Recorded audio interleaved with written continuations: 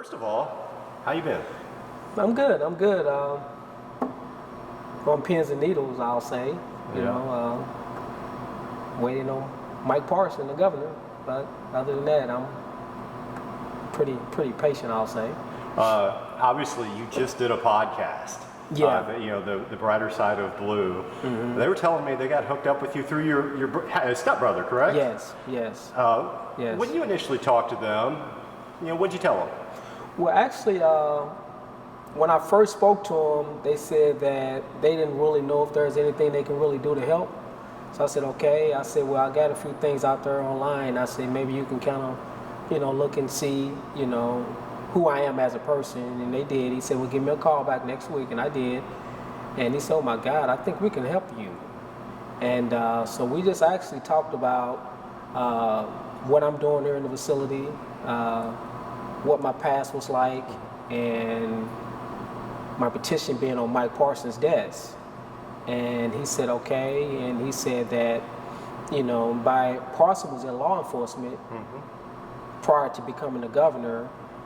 And by they being in law enforcement, he said that, he may know somebody that know Mr. Parson, but he said talking to some of his friends that's retired as well as in law enforcement still, they just can't believe that I'm still in prison. How long have you been in here for now, Paige? 36 years. How long have you been here at Farmington? 20 years. You've been here for 20 years. Yeah, 20 years. Which, if you were sentenced for the same thing today, how long would you have spent here in this prison? Probably the average of probably 3 to 5 years at the most. Right. You see guys come and go like that all the time. Yeah. Over the last 37 years, I know you've told me before, your life changed when your sister died. Yes. What year was that? Was 95? 95, yeah. She got murdered on a home burglary. She came home and the intruder was in her home and murdered her. And she always wanted the best for me, and she would always say, brother, if you ever want to get out of prison, you got to change your life. And shortly after that, I started involving myself in self-help programs, and light bulbs just started clicking on, and I just never looked back since. How, over that last 36, 37 years, how many programs have you completed in MDOC? Countless. Well, the last time I actually was keeping track of was a few years ago. I know I had like over 100 certificates and programs I've completed that I don't even recall. Some of them I even completed. It's been so long ago. But I think I've done everything the Missouri Department of Corrections asked me to do, and some, so. But I'm currently involved in several programs now, and I do it to stay busy as well as keep myself sharp. And I just like giving back, man, helping see people get out of prison. Maybe one day I can follow their lead. You've helped guys who have committed more serious crimes transition back inside. What does it mean to you to try and be a voice of good in here for the fellow inmates? Well, I think it's very rewarding to see guys have that light bulb like I had click on. And just to see guys come in and they be frightened of this place because they probably heard so many stories about prison life. And then to see them able to get on their own 2 feet and just walk, and maybe after 6 months or a year, and you see that same person that you handed that hand to, and they become productive inside of the facility while they're here. And not to toot your own horn, but you got to say, I kind of helped that guy get started there. I'm really proud of him, and sometimes they rise up and they become teachers in different programs and mentors to other guys coming in, behind them. So, like they say, it's always good to reach down and pick somebody up. From my understanding, they have even recorded you teaching some of these classes? Yeah, they have. They got this program here called Impact the Victims on Crimes, and they actually recorded me teaching several of the classes. And actually Jeff City was the one did the recording. And once I did the recording, they sent it back to Jefferson City, and they said that we'd like to transfer these recordings to other facilities and form the correction center. And they asked me, was it okay? I said, sure. You know, if it's going to help somebody, sure. So that's what they have done. They transported it to other facilities. So now a person can come into Missouri Department of Corrections and they can just be taught by those videos without me even being present there. So I think that's pretty awesome. When I was, talking to John, he mentioned it's you and maybe one other person that's impacted by that loophole that's keeping you in here. And as the way he put it, he said, they're not going to spend thousands of dollars to let 2 inmates, out. How hard is that for you to know that really it does, your future hinges on a pardon from Governor Parsons? Well, that's why earlier I said that I was on pins and needles. I know that I'm deserving of my freedom. I know that I've done everything that I can possibly do here. And I know that the courts denied me. I'm not eligible for parole for another 5 years. And I know that my only out is through the Governor Parson. And the family, they communicated with the governor's office. I've communicated with the governor's office. And if Parson believes in rehabilitation and he knows that someone is sentenced here to the Missouri Department of Correction to correct the things they have done wrong, I think that I'm a perfect candidate for commuter sentence.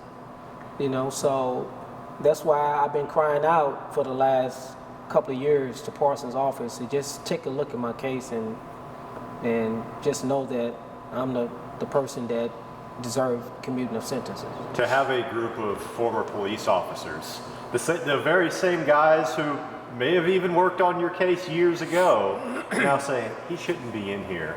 What does that mean to you? Well, actually, when I had the conversation with John and I went back to my cell, I actually cried because I couldn't believe that police officer was trying to help Paige Spears get out of prison. Because I'm so used to being cuffed up by law enforcement, sent to jail or sent to prison, but to hear the passion in these guys' voices and the sincerity and really want to go to bat to help me like that, it was like a dream at first. I said, I can't believe this, but it's real. And all law enforcement is not bad law enforcement. You have a bad apple here and there, but the majority of law enforcement, they're not your enemy, and being brought up, and getting into the criminal element of my life, I've always thought that law enforcement was the enemy, but they're not, and just to show that these guys willing to go to bat to help me like that, that's a blessing. It is a hard question, but there are the naysayers who would say, well, what's to say that if he gets out, he won't reoffend? How do you answer that? I always say this is that one of the things that I did at a young man, I committed this crime when I was 26 years old. And I'm 63 now. And I always tell myself and other people that I've aged out of my criminality, okay? I don't see many 63-year-old people doing armed robberies out there in the free world today. And I'm a man of Christ, I'm a believer, and I believe that, once Christ enters your life and he transforms you and renew you, you're not that old person anymore, and I know I'm not that person when I was 26 years old, 63 now, so I would never ever commit an armed robbery again in my life. That's done. The most recent letter I got from you, it actually had a copy, there's a little fly on your, there it goes. Thank you. It actually had a copy of your most recent certificate in it. It was for home health care. Yes. Yeah. What do you want to take care of your mom when you get out, right? Sure. Yeah, I have a mother that's 88 years old, and she been there from day one and still there today. Even you met her. So anytime I ask my mom to go someplace to assist me and whatever, she does it, So yes, I want to get out and take care of my mom. I does hospice here. I've been doing hospice in the Missouri Department of Corrections for 32 years. And I do it because that's my heart. I don't get paid to do this. It's volunteer. And it's just rewarding to me to be able to sit beside somebody that I know that's declining, because a lot of guys is not able to have their families here when they expire. but just to know that they got somebody there for them, you know, that speaks volumes to them. You know, at least they know they has not deceased alone. He was telling me you might even have a job lined up for when you get out. Yeah, I got a couple of jobs lined up. One of the jobs I have lined up, I spoke to Mr. Bill McCullen, and he said he would like for me to possibly, you know, work with him upon my release.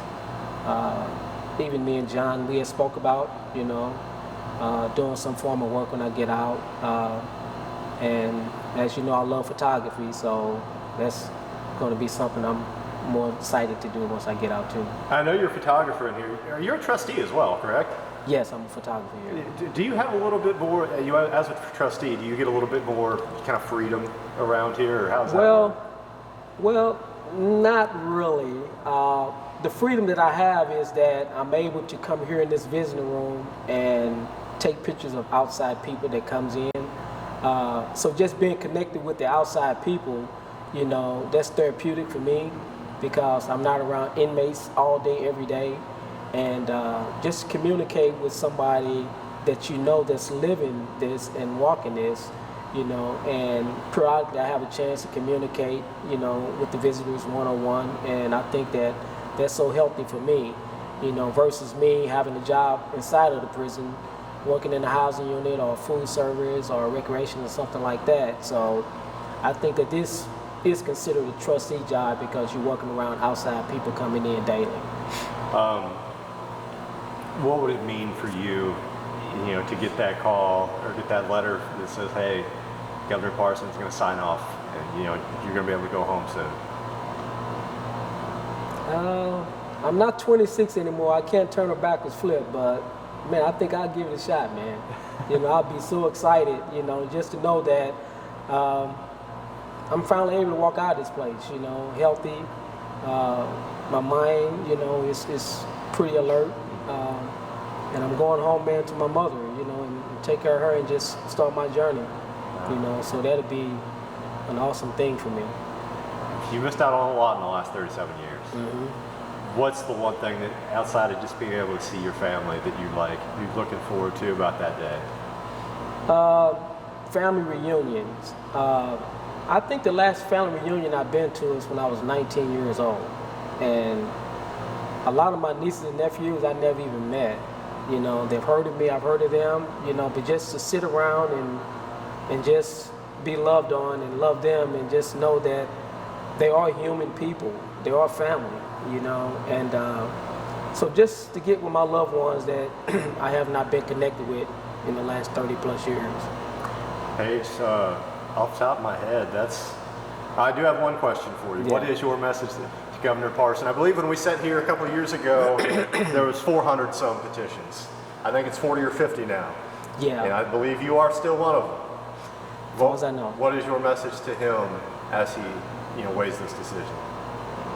I just want to say that I just pray with all my heart and soul and might that Parson take a look at my petition and consider me released from Missouri Department of Corrections. I've done everything that I could possibly do here and some, you know, and you know, I think I'm deserving of it. You know, I've been a role model prisoner here for quite a few years. I was sentenced here to correct the things that I've done wrong. I think I've corrected that now, and I'm just ready to go home, man, and be with my family.